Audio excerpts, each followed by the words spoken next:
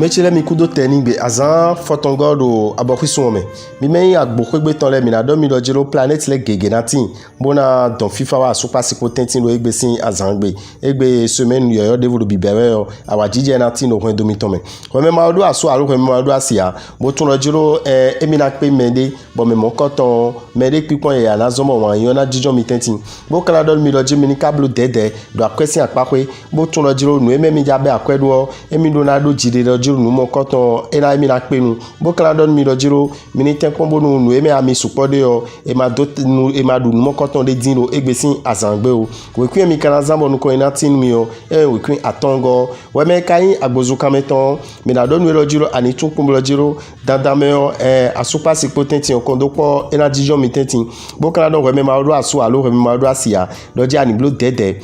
biblo to yo do jiro e ma mo me trolo zogbebo yin wan me azoro pa azoro po mo o mama ovena tin numero sogudo bokala levodon mi do jiro mi ni turo ka ko ilo medion akwezi mi ton le bikfio mi ni tun pombo lo jiro uve pede na de kon on mi ni manzan akwe wutu mi ni ta mi pon kanji we to be akwedo no me mi ja bedo le debu we kwi mi kanza we kwi tantongo we me kan we rubu bodo asu arubodo asio mi na don mi do jiro ebielo jiro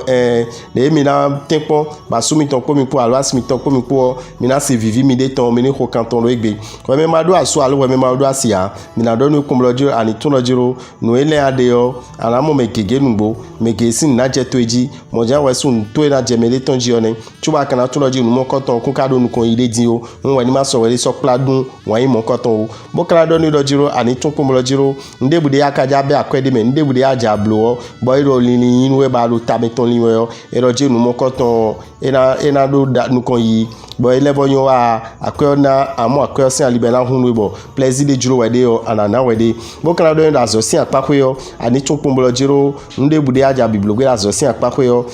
du de jina into e dandan jawe do gbe sin azangbe we kun akana zanwe we kun wolopo go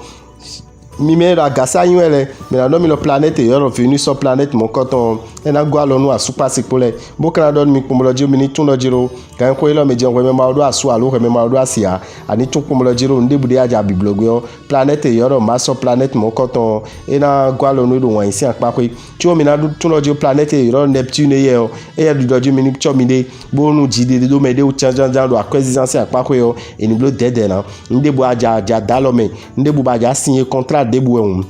woni ten pombo khapon ganji bodo mo jeme ton we cho dalo no koton azo to ese apako yo do de jina ntwe we kun akanaza wen ko nko atongo mi me karo kini yiwe bodo asu alo bodo asio mi na tun pombo jiro mi mo lo jiro kan ko lo medion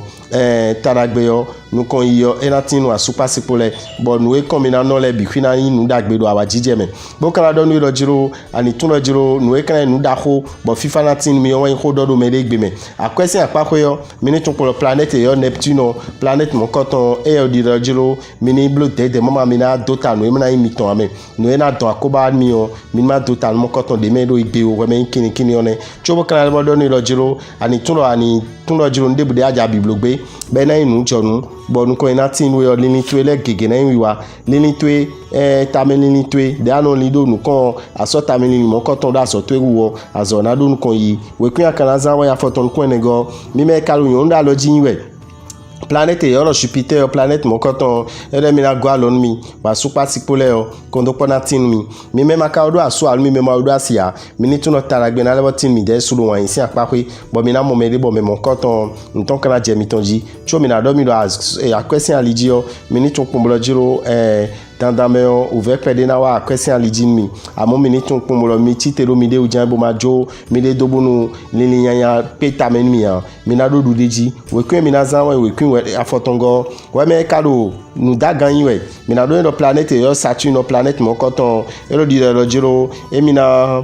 do uve pede nu asupa sipole bo kana don we me ka ma do aso alo we me ma do asia do jiro no e ba de ro wan isi apako yo nu mon koton mali me adi black pen mon koton cho bo kana do jiro a question alijio we me do balancing we mina don mi doji mini te ko bodo lini pede bo tun rojiro nugbo e ali gege na hun mi bo tara gbe na tin mi amo mini tun de me mina be akwedo le bo kala bo don mi dojiro mini tun rojo egbe o mi ya o damlo bo ya mlan yan e na wada gbe mi bonu nu kon yi na tin mi de suro agbaza mo mi na o kanji agbaza me o sin eno yodo o mineral bo imposo to me sin mo koton le o mi sin nu e na le wada gbe ro agbaza mi to me we kun mi kan zan bo nu kon yi na tin mi o we kun we go we azomi ton si apako yo tara gbe katin mi ganji bo kala don we me yin ron click le odo planète yo Neptune planète mo koton ero nu kon yi na na mi we nu kon yi de na na mi asupa si pole we ndo jiro mi na se mi de singbe bona wuri bonu mi de bon kiko ajije na tin lo mi tentin we me maka odo aso alo we me ma odo asia mi na don opom lo jiro anituno nu e ba de yo bikwiyo anayin tito to be na jerun gbe na je gangbe yo bikwiro asitwe be no na zombo me na into yo anape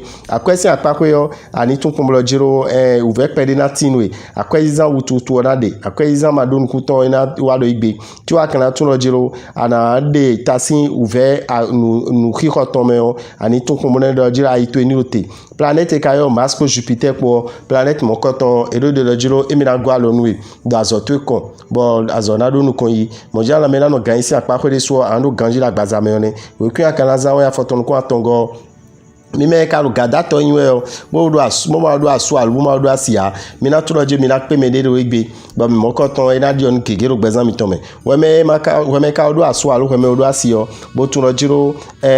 so ve de kuna de nu edin do asu pasipo sin alijio ti o mi kan don mi rojiro akwesi apako yo mi ni tun pombo rojiro nu kon ipede na tin lo fine akwezi kan mi ton ina jijan tadagbe na tin mi do akwezi kan kon bo kan don mi rojiro azoto esin apako yo ani tun pombo jiro nde bude aja biblogbe o ani ni tamepon e ma chite va mboblo nde budo azome ton kondo egbesin azangbe o we kun e kan azambo dagbe na tin me we kun kon lopogo we me kalo ye we zogmano yiwe boda bemiton se we mi na donu lo jiro FIFA no kiko awajije o e na tin wa super sipo tentin bo kan don we me ma odo asu alo we me ma odo asia me na donu pombo jiro ani tun lo jiro kan ko lo meji o wa yin si apako yo e we da ko nu ti wa kan tun lo jiro nde bude me aja be akwedo nu ani do ni ton ani ni tame pon kanji chowo be akwedo nu mo ko to me uve okun kana supo nu edin lo akwesin alijide su cho akara ebo tun lo jiro azoto esin apako yo nu hihe tue o accomplissement tue eni obi kwina so bo nu ko ina tin azoto e kon we kwina na zawe kande nu ko nego we me kalo 50 ans yiwe bon inverso mi na don do planète yo venu sur planète mon coton e do di do jiro e mi na de misin uve pede me mama ko mesin pede na wa super si potentin ti o mi kana tun pom lo je suru o e we kan da ho mi si do suru o janwe o e na chi sin kon lo papa ne gbe no we bo na don we me ma odo asu alo we me ma odo asia do jiro ani tun pom lo jiro nde bude aja biblogbe bo nu ko ina tin o nde bude aja biblogbe bo FIFA na tin o do wa isi apako yo an tun lo jiro mo koton e na pa we do igbesin asangbe lo po mi ton le o mi na tun pom lo ji mi ni kana cho mi de nu akwezi zan mi ton tadagbe yo ena dogudo mi pede do igbe azomi ton si apako yo mi na mo lo jiro nu gege na tin bo mi na pe bona in bibloto amo uve o pede kana le bo de ko azon po bo kana do mi do jiro mi ni tenpon bo nu igbe yo ko do me tentin ko do agunme yo nu mo ko ton mi na je pipunji bo ni na do nu kon yin mi we ku mi na zan we ku gba nu kun po go we me ka lo we vinyu e me lo gbe mi ton si we yo mi na do no we me ma do asu alo we me ma do asia mi na do no kum lo jiro won yin si apako yo ani lebo jije bo ni ta mi pon kan ji wo pon lo ji mi ka ro pe si so me aji we me ka do asu alo we me do asio mi na do ni lo jiro nu mo je do e onu gbenu asu meton asi meton bo e ma do tade a e lo jire to fo mo koton mi ma duro jire mi ma do jire mo koton de do igbe sin azangbe o we me ka lo poisson yin we o mi na do ni kum lo jiro a question apako yo ani tun kum lo jiro tara na tinwe bonu e ba de yo ana imi moto chu akara bo tun kumolo ji o gan ko lo meji o nu ya 0 te bonu na do nu ko inu e o no bi huyo awajije na inwe boni akaja dota ndebu me aja sin ndebu eni pon kan jibo kha pon we chubo sin mo koton bo kana blo dede nduru du ze kwewu ahanu ze kwewu taba nu ze kwewu e o cafe nu ze kwewu alo ami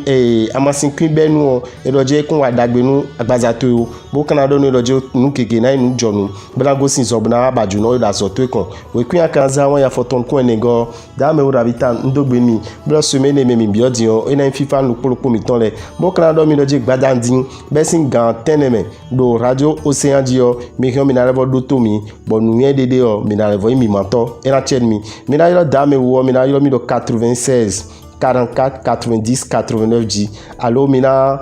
français domingo 90 01 33 34 WhatsApp G e na chen no polopo mi ton le